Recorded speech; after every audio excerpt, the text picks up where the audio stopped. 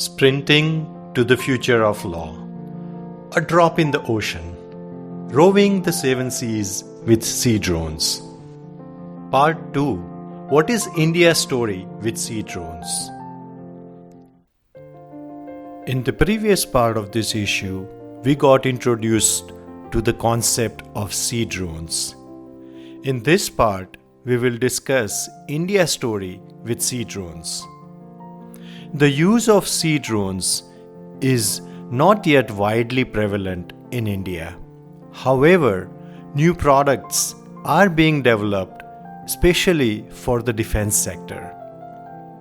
Indian Navy is looking to deploy various types of underwater drones for operations in the Indian Ocean and South China Sea regions. It is also expecting to procure up to 12 extra-large underwater drones. Each one is about 165 feet long with a displacement of 300 tons and expected to operate for up to 45 days underwater. Its prototype is being planned to be released soon. Various other agencies of Indian government are also developing sea drones. For example, Garden Reach Shipbuilders and Engineers, a government shipyard, launched an underwater autonomous vehicle named Nirakshi for sea mine detection, sea mine disposal, and underwater surveys.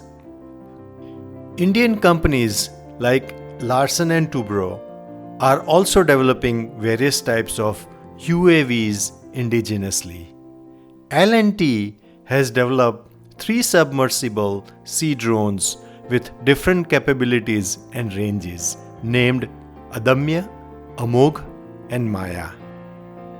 According to global data, the Indian USV market is expected to reach $200 million by the year 2033, whereas the Indian UUV market is expected to grow even faster.